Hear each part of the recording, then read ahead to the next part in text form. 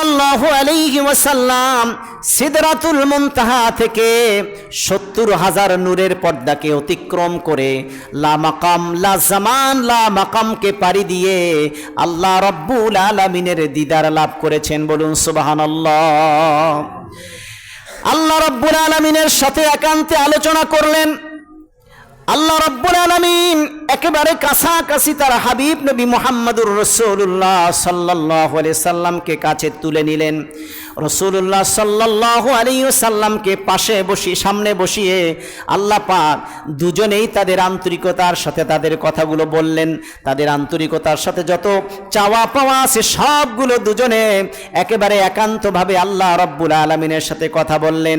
এবার আল্লাহ রাব্বুল আলামিন বললেন, হাবিব আমার, দোস্ত আমার, আপনি দুনিয়ায় চলে যাবেন, আমার কাছ থেকে বিদায় নিয়ে যখন আপনার উম্মতের কাছে আপনি চলে যাবেন, কিন্তু আমি আপনাকে হাদিয়া হিসেবে 3টা জিনিস দিতে চাই। বলুন সুবহানাল্লাহ।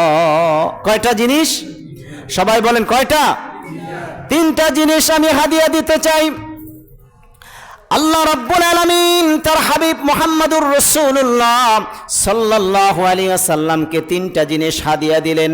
নাম্বার 1, 50 ওয়াক্ত নামাজ আল্লাহ রাব্বুল আলামিন তার হাবিবকে হাদিয়া দিয়েছেন। 50 ওয়াক্ত নামাজ। কয় ওয়াক্ত? 50 ওয়াক্ত নামাজ।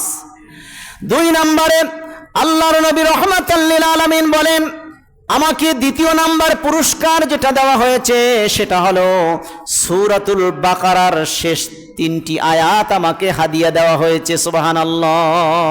সূরা বাকারার শেষ 3টি আয়াত এই মেরাজ রজনীতে আল্লাহ রাব্বুল আলামিন আমাকে হাদিয়া দিয়েছেন। 3 নম্বরে আল্লাহর নবী রাহমাতাল লিল আলামিন বলেন, ও দুনিয়ার মুসলমান, 3 নম্বরে আল্লাহ রাব্বুল আলামিন এই রজনীতে আমাকে যে হাদিয়া দিয়েছেন সেটা হলো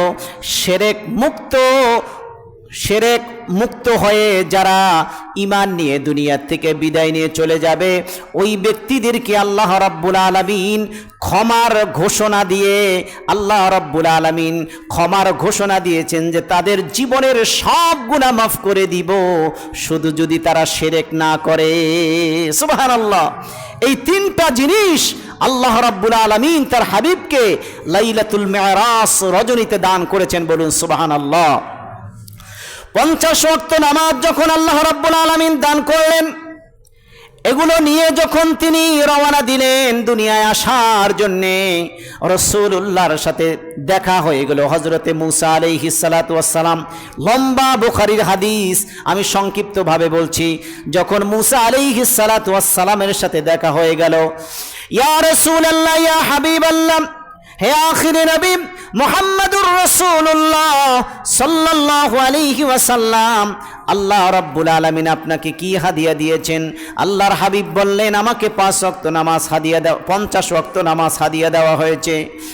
এবার মূসা পয়গম্বর বললেন, ইয়া রাসূলুল্লাহ, ইয়া হাবিবাল্লাহ, আপনার উম্মতরা অনেক দুর্বল হবে, তাদের শক্তি বেশি থাকবে না, তারা ক্ষীণ শারীরিকভাবে তারা অক্ষম হবে। এই 50 ওয়াক্ত নামাজ তারা আদায় করার মতন সক্ষমতা তাদের থাকবে না। আপনি আল্লাহ রাব্বুল আলামিনের কাছে চলে যান, আল্লাহর কাছে গিয়া এই 50 ওয়াক্ত কমায় আসেন। সুবহানাল্লাহ। সংক্ষিপ্তভাবে বলছি, হযরতে মূসা আলাইহিস সালাতু ওয়াস সালাম এইরকম করে 3-4 বার আল্লাহর কাছে পাঠালেন। 5 ওয়াক্ত কমাতে কমাতে শেষ পর্যায়ে 5 ওয়াক্ত করে করে কমাতে আল্লাহ রাব্বুল আলামিন 5 ওয়াক্ত দান করেছেন। বলুন সুবহানাল্লাহ। কিন্তু আল্লাহর হাবিবকে আল্লাহ পাক বলে দিয়েছেন, ও আমার হাবিব, ও পেয়ারা নবী মুহাম্মদ সাল্লাল্লাহু আলাইহি ওয়াসাল্লাম, আপনার কোন উম্মত যদি এই 5 ওয়াক্ত নামাজ যদি ইখলাসের সাথে আদায় করে গো, 50 ওয়াক্ত নামাজের সওয়াব আমি আল্লাহ তাদের আমল নামায় লিখে দিব। আর জোরে বলুন না সুবহানাল্লাহ।